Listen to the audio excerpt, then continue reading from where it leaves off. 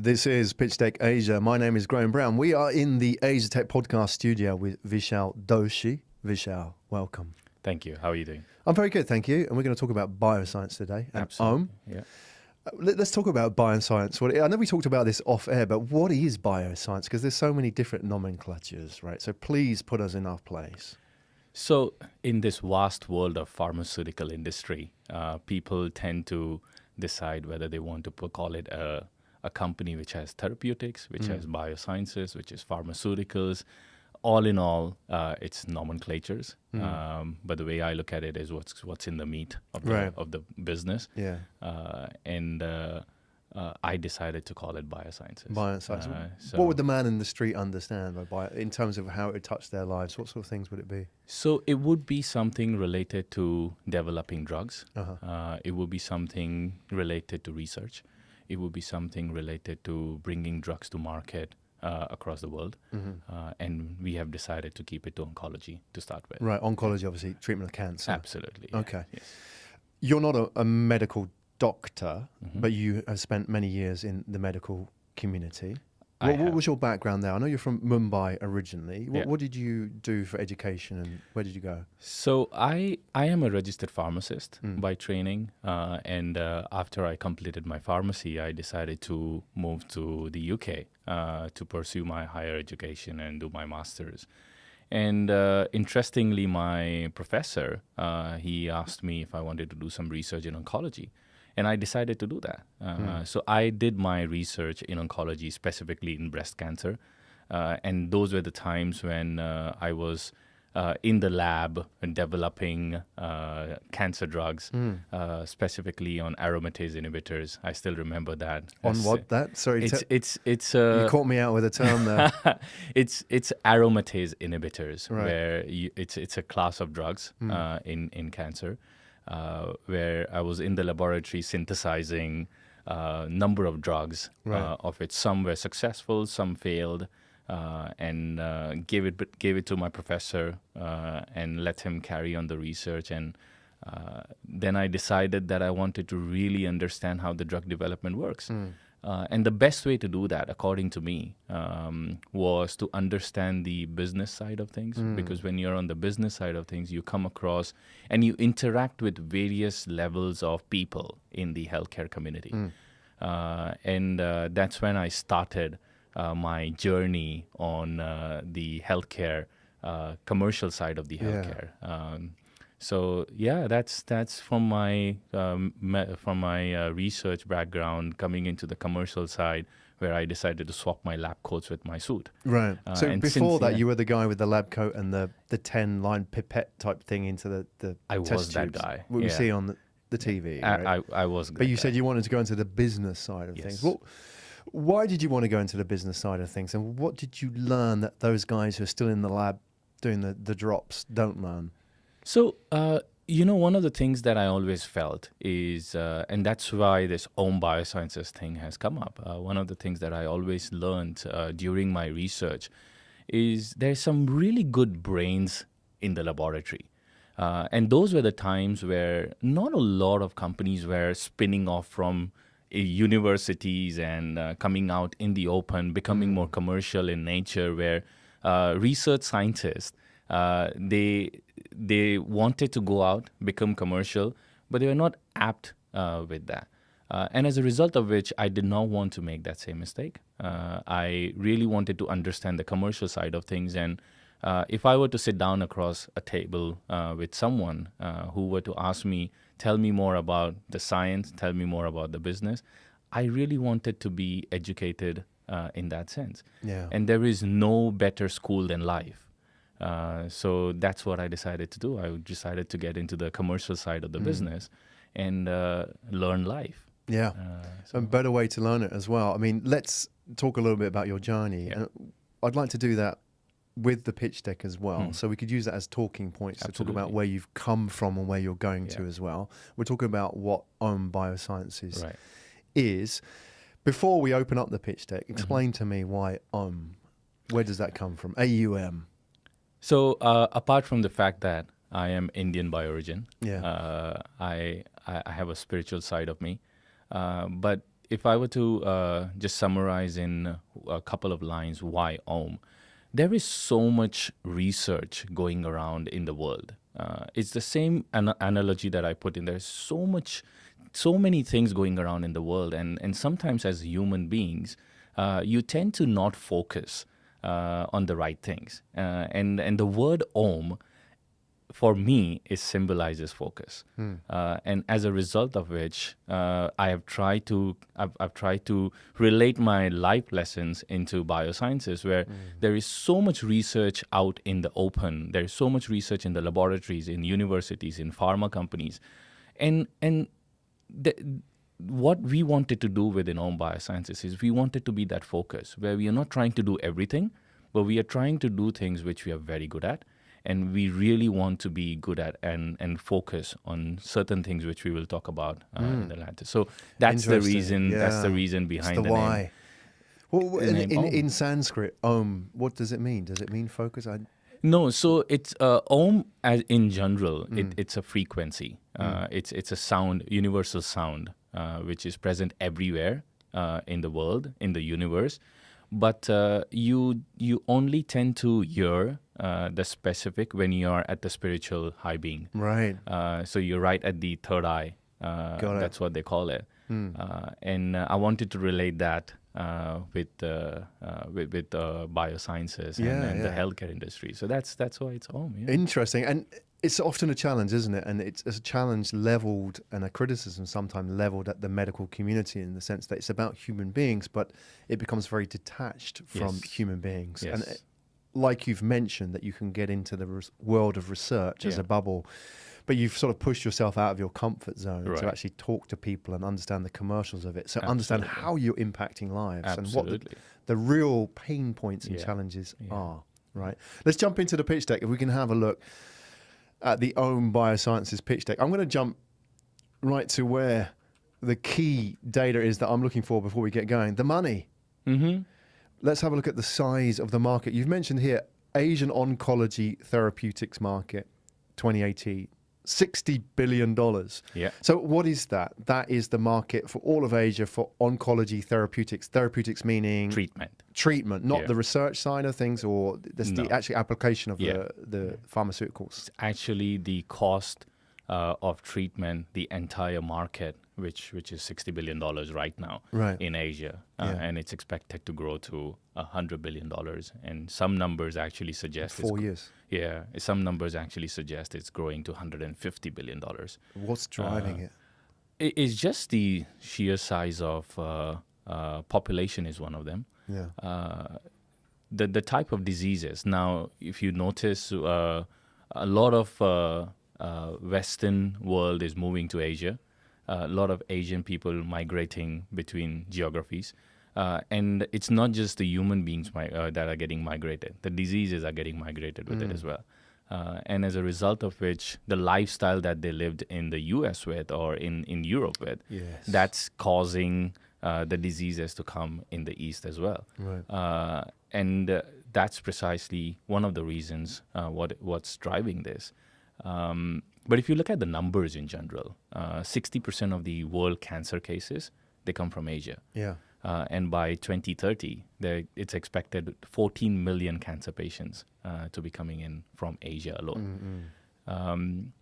Just while we are on some numbers, in China alone, there are 4 million cancer patients that are getting treated every year. Right. And in India, 2.5 million cancer deaths by 2025. Yeah. Just think about the size. I'm not even talking commercial, but putting a human touch to it. I've had family members who have unfortunately passed away with cancer, but it's more about just the sheer size of the number of people who have this disease is painful. Yeah, it touches everybody. It absolutely touches families, like you say. You know, it definitely. Okay, all right. So we understand it's a growing market, and there's a lot of input factors here. Obviously, Asia, there's a lot of change as well, which is bringing about changes in lifestyle and healthcare and so on. Aging markets, aging populations, especially here in Asia. I mean, We haven't talked about Japan yet, but Yeah. all that sort of Northeast Asia, Right. and here in Singapore as well, aging populations. Absolutely. It's a real challenge. Yeah. China's facing it as well. Okay, what is the problem? If we can jump back to the pitch deck, we have an industry built around solving this problem. Mm-hmm. So let's sort of jump back, if we can, to the problem for the whole oncology market here in Asia and therapeutics. Help me understand that this is a multi-billion-dollar industry. Right. Why aren't they solving it? And what is the problem in this market? So, the way I put it is it might not be right to say that we are not solving it. It's just that the size of the problem is way too big. Yeah. And there has to be an integrated approach towards solving it. So if one company is working on it doesn't mean that company could actually solve the problem. It's a community as a healthcare field that needs to come together to try and solve this problem. But what Biosciences specifically is trying to target on is looking at Asia as the commercial innovation journey, taking in drugs from Asia to global. The challenges that you have is across three places. One is research institutions. What we discussed earlier during my research years, we used to have research done in the laboratories. And just because researchers, they don't understand or they have a lack of understanding how they can bring their research out in the commercial side, oftentimes there are two solutions to that. Either they keep the research in-house in the laboratory and they don't ever see the light of the day. Second is if they are lucky enough, the government helps them to spin off the company. In Singapore, Right. there's a great ecosystem to actually spin off the company coming out of the research as well. So those are the two solutions that they could have. But still, a lot of research is sitting in the laboratory, coming out of the amazing scientists who are working on cancer care and the different mechanism of actions and targets of drugs that they're looking at. That's one of the problem. The second problem is big pharma companies. What they tend to do is they have so much research going on in-house, but they can only take a pie of that which they can develop internally. If they have 30 drugs, they cannot put 30 drugs in the pipeline. And as a result of which, they pick and choose 10 drugs and they pick and choose a part of that pie, but the rest of the pie still remains sitting on the shelf somewhere. So what I term, and this is a normal industry term, which is called deprioritized assets. And those get deprioritized not for reasons of scientific nature, but they get deprioritized because of geographical strategies. They get deprioritized because of financial reasons, strategic reasons, regulatory reasons sometimes. And this is where the second problem comes into picture. And if you put this in perspective, just think about it. If some pharma company had some fantastic drug sitting in there, A cure for cancer. Yeah, a potential cure for cancer.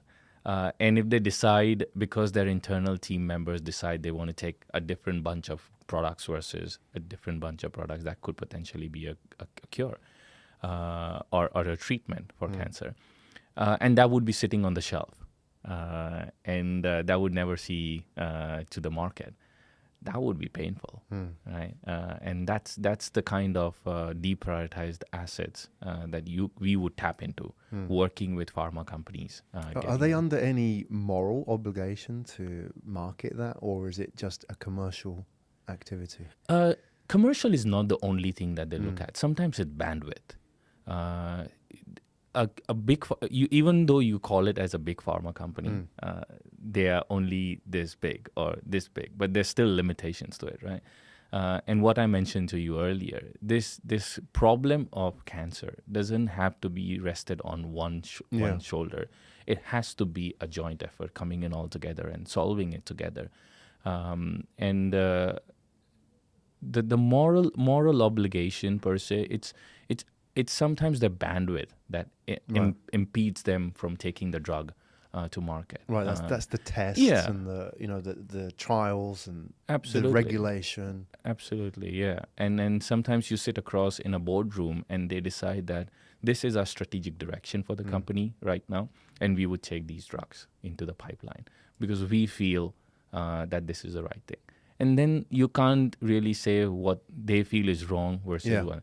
And this is where a company like Biosciences comes into picture. Is we work with these pharma companies. We ask them, do you have any deprioritized assets that you feel are scientifically superior?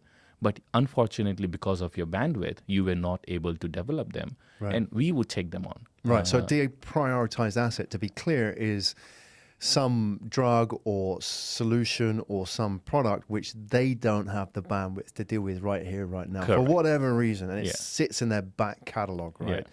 So as a percentage of their whole, with a big pharma company and their different sizes, as you say, how much do they have of this stuff?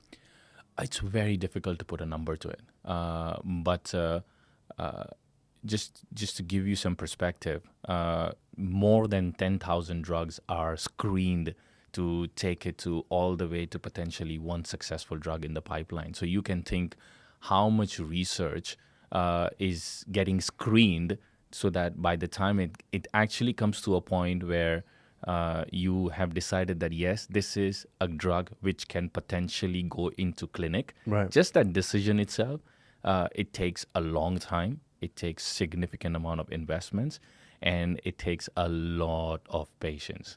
Let me put it that way. Yeah. Wait, let me get these numbers right. Did I hear you right? 10,000 to 1. Yeah. Right. That's phenomenal. I knew it was an inefficient process. Yeah. But not that inefficient. So it's not about that. This is not driving the inefficiency. What this is when you have in a bit of scientific terms, it's when you have a research, you have a library of compounds. It's literally like going into a library. And in this instance, the library is sitting on a computer. It has a library of compounds. You pass it through a high throughput screening to see whether this drug actually has that mechanism of action and a target that's impacting the target that you are trying to get into.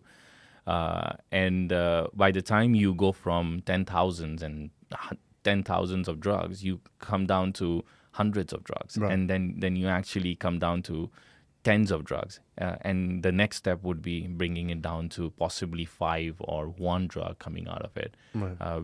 which you would put it and say, okay, this is a good drug. Yeah. It doesn't mean that it's gone into clinic.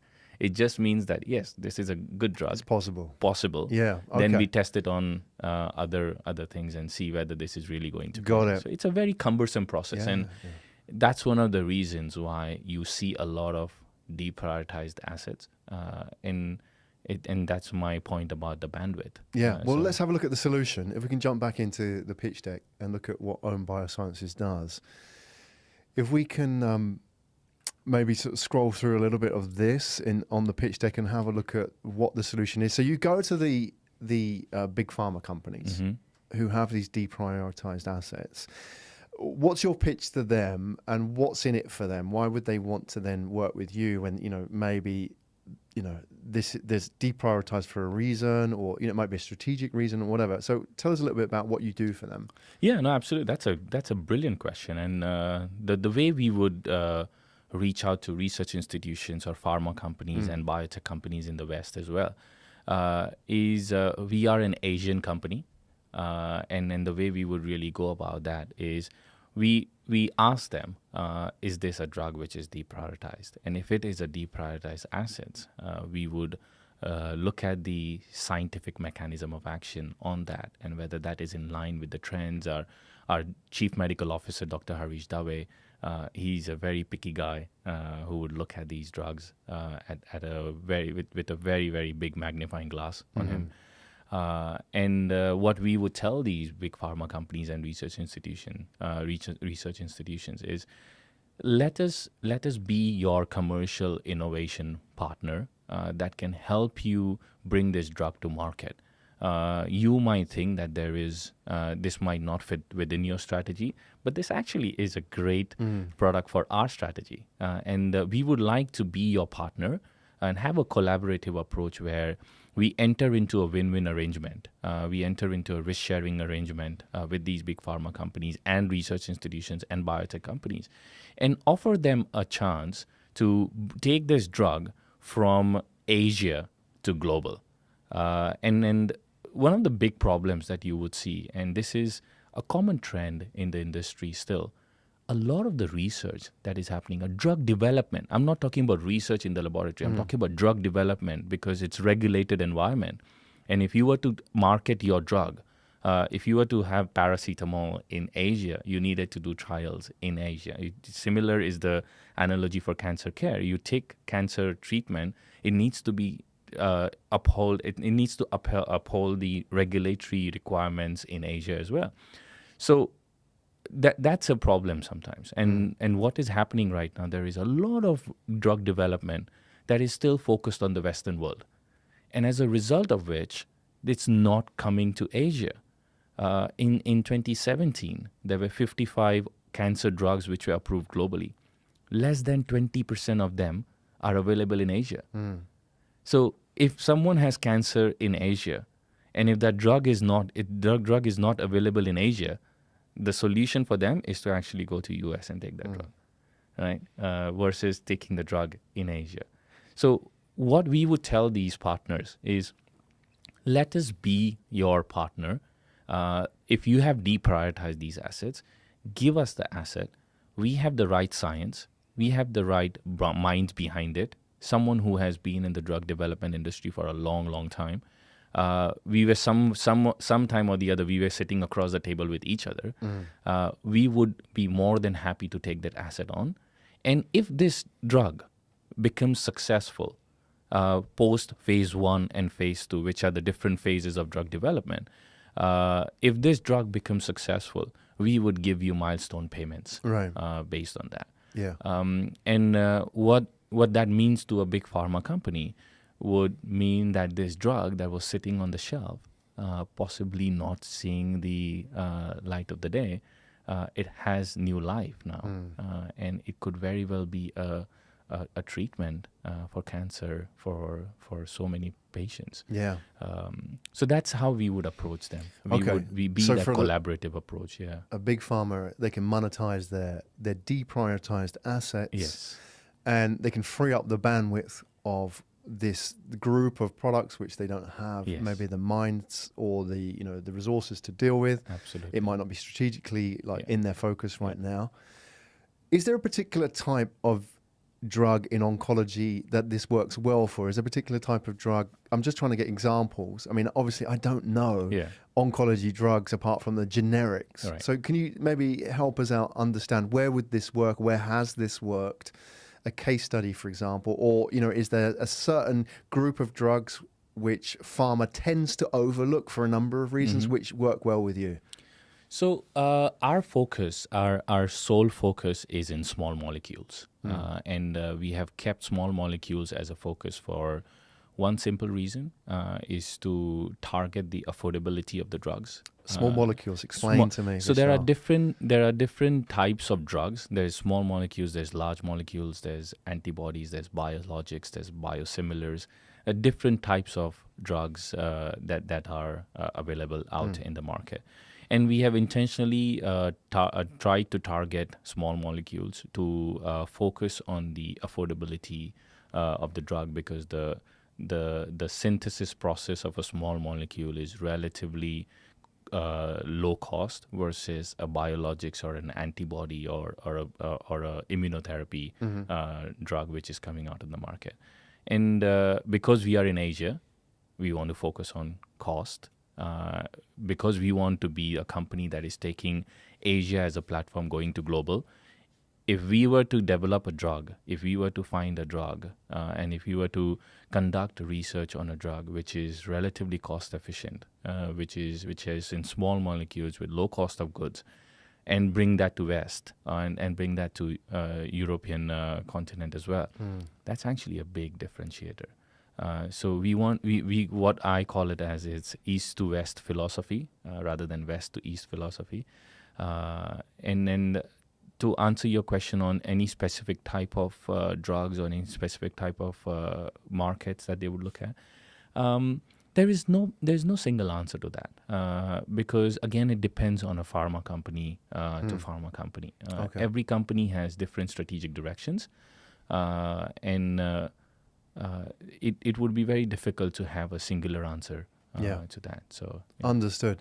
So going back to the small molecules, so I understand these are obviously cheaper to synthesize for whatever reasons. Obviously now we're getting into the technology and the science. And they would be more affordable drugs, but maybe they would be for a large pharma company, not necessarily in their sort of crosshairs at the moment, because maybe, because of the pressures, because of the margins they operate and the overheads, they're looking for that 100x, that 1000x. In the same way, if you look at the investment community, the VCs maybe have a whole bunch of investments they won't touch because it's not the next Facebook or it's not the next Uber. They're looking for the big global hits. But that necessarily excludes a whole strata of very, very exciting and interesting startups. But they might not be, 100 billion. They might be just a billion. They're not a unicorn per se, right? Is it a similar model with pharma and you sort of operating at that level of interesting? So somewhat similar. And I think that's a great analogy. I'm going to steal that from you if you allow me. I hope you don't copyright that. Right. We'll work something out off air. So that's actually a right way of putting it. But if I were to just add one point on that, what is happening is these highly expensive drugs and highly expensive treatments. They can still be affordable to 1% or the creme de la creme, or even for that matter, it has an impact on the insurance scheme of the country as well. But if you think about a general affordability, if you think about the mass of the treatment which is going to be available in Asia or globally for that matter, it still has a massive impact on it. There is 5 billion, close to 5 billion people in Asia. And if 100 million people are going to be able to afford the drug, and if you put that to cancer, is out of the 14 million we spoke about by 2030, 60% of the patients are going to be from less developed regions. And if less developed regions, are they really going to be able to afford a $100,000 treatment? Sometimes me coming from India, I've seen in other less developed regions like Vietnam and Thailand, that could possibly be their life savings, right? If I was in rural India and I had cancer, what do I do? What are the options? Are there realistic options for them, like chemotherapy, at cost? Or, I mean, what happens in those situations? So, the government in these less developed regions, not specifically India, but the governments are actually supporting as part of the healthcare coverage, which is coming up and playing a big part of it. Specifically in India, I am aware that there are some schemes where they get access to the drugs under the government's healthcare scheme that they have.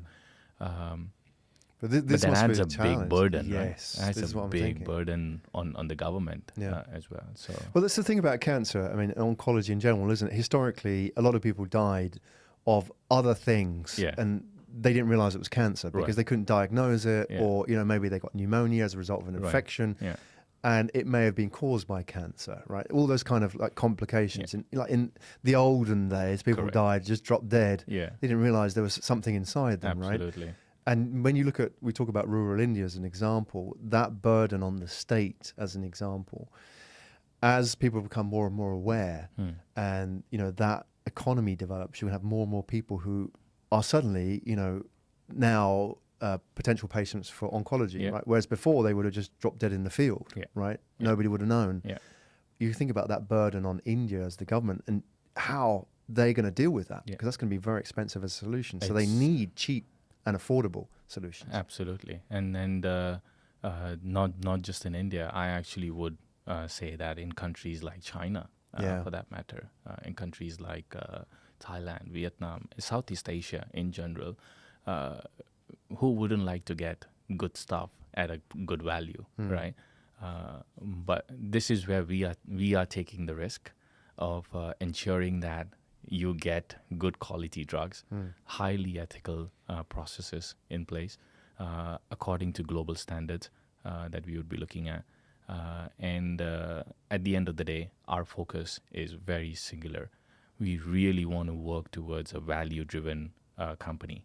As the company, what I want to focus on is creating value for three people. One is the patients, one is the physicians, and then the third is our partners. I call it as a 3P approach. If I were to create value for patients, if I were to create value for physicians who feel happy prescribing the future of oncology treatments to other people, and if I were to work with my partners, where our business model, which I'll come to in a bit, is that we are trying to develop drugs, which ultimately would mean that's good return on investment for the partners that we work with and the investors that we work with as well. So that's where we are. That's where we are trying to get into as well. So yeah. I've got to ask you, Vishal, is that, I mean, you've alluded to it now. This sort of leads into the model and the team as well. Is that you have a pharmaceutical background? You trained as a pharmacist, right? And that's not a short educational stint, is it? I mean, how many years do you have to train as a pharmacist? That was 4 years. 4 years on top of your degree and so on, right? So it was, yeah. Okay, and it's not a cheap process either. So you could have been a safe pharmacist, right? You could have done that all your life, and you'd be doing that now, right? Yeah. And filling up the pill jars and delivering the prescriptions, right? So I'm curious with what you're doing with AUM, is that where do you feel, at what point do you feel that you're really adding value? Is that, for me, for example, with doing the podcast, is when somebody walks up to me and says, hey, I listened to that interview with Vishal and it really touched me because I'm a pharmacist and, I've thought about this for years and I want to now do something like this. And I've reached out to Vishal, and that's where I feel personally I've made a difference because I've touched somebody's lives. And I know that if I wasn't there, that wouldn't have happened, right? With yourself, how do you measure that? Beyond the obvious KPI of a business, which is making money, right? For you personally, what would that be? So, being an Asian, I think what really drives me is I would love to see more and more drugs coming from Asia going global, rather than Western drugs coming to Asia. It's just a personal motivation that drives me, and coming in from big CROs and our CMO, who has been in the research and the healthcare side, both of us have a singular goal, which is developing more drugs in Asia and bringing them global. And that's what drives me, and that's the only thing I would say that keeps me awake at night. Apart from the business side, apart from the quality, apart from the ethics, what really makes me tick is the fact that I have started something which has the potential to bring Asia, use Asia as the platform to take drugs global. And there are a lot of companies who do that. But when it's your own baby, it's always beautiful. Right. And what I mentioned earlier, it has to be a community. It has to be a joint effort. It cannot be a single. I cannot stand there and say, I'm going to be the one who is going to create a cure for cancer. If I say that, that's probably something you should never even consider looking at as well. But it has to be a community. And I've been part of that community. And I'm really glad that I'm sitting over here with AUM Biosciences, with a strong team and these superb scientific advisors on there. So that drives me. That drives me. It's very exciting. You're still smiling. That's great. I'm still smiling, so that's a great thing, right? It is. And we'll have a look at your team in a minute. And I want to ask you something, and this is something I always thought about when you talk about oncology. You've mentioned as well, that family members have been affected by this, and I think people listening and watching it, it's a personal thing. is that, years ago, we always talked about a cure for cancer. Yeah. There hasn't been a cure for cancer, quote unquote, but there's been lots of advances. Will there ever be a cure for cancer? Or, help us understand as lay people, is that, will it always be like this, just improving, like the prognosis of a patient such that they go from, they're extending their lifespan or quality of life or so on?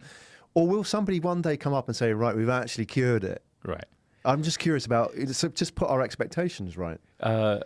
This is the conversation I have with my CMO probably every week. Right, in a good place then. This is a conversation I have with him every week, and one of the things that he keeps on telling me, and I'm going to pass it to you on that, is cancer as a disease. It's becoming more of a lifestyle disease, and it will move from a chronic disease towards a stable disease, because if you look at the treatments which are available out in the market as well, it's actually improving improving the life cycle of the patient as well. It's improving the way they live longer as well. So the way I look at it is, cancer, you should think of it moving from a chronic disease towards a stable disease, rather than the other way around. So rather than binary. Yeah. Interesting. Is it a cure or not a cure? Yeah. Right. That's probably one of the ways to look at it, is moving from a chronic disease to a stable disease, where a few years back cancer meant it's a death sentence. Yeah. And now, if you have cancer, you have had people who have survived it and gotten out of it, and then some who unfortunately haven't. I think that's the right way of looking at it. I would like to be part of that conversation with your CMO. Let's get the team up and have a look at the AUM Biosciences team. If we can have a look at the pitch deck, we'll just flash back to slide 4. Obviously, with a medical team, you need a lot of people on board. It's not easy to do this as a 2-man band, is it? So yourself, Vishal, Harish. That's right. Your co-founder. Yeah. And we have your CFO and your chief business officer here, and then your team of advisors, which is obviously key to opening up doors for you. Just out of interest, with yourself and Harish, where did you meet? In Quintals. Okay. Yeah. The relationship goes back over a decade now. And I still remember I was at this drinks event with him, where Harish and I sat down, and all of a sudden we started talking about virtual drug development and biotech businesses. There was quite a booming culture at that stage in the West and in the East as well. So this actually goes back over a decade, and there was a time where I was getting my stuff done. He was so much into the oncology research. He was actually leading. He was part of this virtual drug development team that Quintals had with a Japanese pharma company called Eisai Pharmaceuticals. And it was a virtual drug development business model, which was very unique in 2009. That was part of it, and that was the ticking point where we started talking about that. And fast forward 10 years, it was literally a 30-second conversation with him, where I asked him. You pitched him? Yeah, no, I didn't really pitch it to him. I asked him that, Harish, I'm doing this. Right. Let's do it. Are you in? And are you in? And it took him 30 seconds to tell me. And when I say this to you, I actually feel it's unbelievable. But I remember that conversation very vividly. And it was 30 seconds where he told me, I'm in. Let's do it. Well, how did you say that to him? Well, it was as straightforward as that. That I've been working on this plan. It took me close to 6 to 8 months to think about what needs to be done. Yeah. I took a step back from the corporate world. I took a step back and I said, let me think about this. Yeah. I got everything in place, and that was as simple as speaking to him, and I knew he was very interested in that. So I called him up. I spoke to him. Within 30 seconds, he said, "Let's do it." Let's do it. Yeah, that's the conversation you want to have. Absolutely. Yeah, exactly. That's the guy you want to be working with, right? It wasn't a 30-second conversation. It was a 10-year conversation. It was a 10-year conversation, culminated in a 30 seconds ask, right? Absolutely. Good for you. Okay, and are you recruiting at the moment? Are you looking for new people in your team? Is it geographical, specific, hard skills that you're looking for?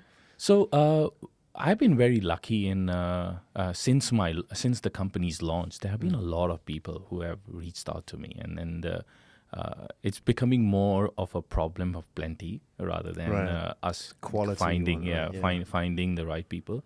So I'm always on the lookout for new talent, and if I were to just take a step back on the three key pillars of AUM Biosciences, one is the small molecules approach, one is applying precision medicine, which is so crucial in our business, and it's probably one of the things that is going to drive the future of drug development. That's a very, very important point, and it needs that science as well. And the third one is the digital technology, which is so important in the healthcare industry as a whole. Every single pillar will need a niche talent associated with it.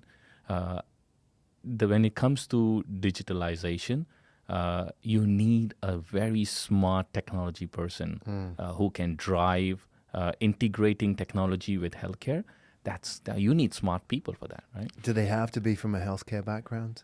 Actually, no. Right. No. If they understand how technology works, if they understand things like predictive analytics, if they understand how big data can be converted into smart data. I looked at this video recently about Usain Bolt and Tyson Gay running, and why does Usain Bolt come up with a world record? And it's all the analytics coming out of it. Right? Is the way his hip flexes, the way he's running in, the way he's leaning his body. You relate that to healthcare. In a drug development field, on a drug that goes from phase 1 to phase 2 to phase 3, on an average, phase 1 is a 30-patient, 40-patient study. Phase 2 can be anywhere between 100 to 200, and a phase 3 is upwards of 300 plus. So all that data is getting collected somewhere. It's sitting in an archive somewhere. But then it becomes big data, right? But how do you convert that big data into smart data? If you have a drug which has failed, would you not want to relook at that data from your failed drug and learn from your mistakes, rather than having that data archived somewhere? So that is what we are trying to achieve out of this, is converting that complex input into a simple output, and simple and predictive output, utilizing algorithms where we have so much data sitting in there, and try and convert that very complex input into a place where, if we were to get into a phase 2 study, we can actually go back and see, great, this was the mistake that was made by this company, or even we made that mistake previously. Let's not repeat the same mistake, and have predictive analytics towards it. And precision medicine is more towards using genomic data. There is so much genomic data. You might have seen there is a big wave going on in terms of, so I don't know whether someone has actually asked you, take a swab and I'll tell you what your my background is, like, right? My ancestors are from exactly. That's DNA. That's collection of data, which is being utilized by so many people, right? And that's just a simplistic way of putting it. But when you go into the cancer genomic data, when you go into the understanding whether the patient is at risk of developing cancer, the patient has this particular risk of prostate cancer or a different type of cancer, we could actually use that to design the studies. And that's what we are trying to do over here, is we are not looking at individual things. It's actually a piece of cloth that has different strings intertwined into it. And it would if you have different strings, it would just be strings. But when you combine it together, it becomes a nice, beautiful piece of cloth. So that's the way you look at it. It's a holistic way of looking at drug development rather than individually looking at pieces in there. Yeah. So, yeah. And you have to have somebody who shares that mission as well. Absolutely. So, well, it's been a real pleasure sharing that with you today. And then, for those that are listening, watching, that you have spoken to, at the level where it connects them beyond, the product and the company, but you're on a bigger mission. There's a bigger story here. It's the it's that vibration which you're tapping. Somebody who can rise above the company side and see the bigger mission here and focus on that, right? You may have people who might be potential investors. You maybe have partners, advisors, team members. What is the most effective way of them reaching out to you and making contact? Do you have a preferred channel? So if you go to our website, there is a form which you can actually fill up. And a good thing about being a virtual drug development company, our contact details are on the website. I am on LinkedIn, which I'm very active on LinkedIn. I'm on social media all my time. All right, we'll put all the details in the show notes. And it takes me less than a day to respond to anybody. And I have my PR team who tracks my company pages as well. So if there is any feedback coming in on that, they do some smart data analysis. Great. Out of it. It was refreshing in the medical world as well. It's good to see you responsive. Vishal Doshi, it's been a real pleasure. Thank you. Thank you for coming today, and wish you all the best with your ongoing challenge, really, and the journey and taking it east to west. There's something unfolding here. So anybody else out there who, also feels that mission is something that resonates with them, then they should be in touch. So Vishal, thank you so much today. Thank you so much, Graham. Thank you. Pleasure.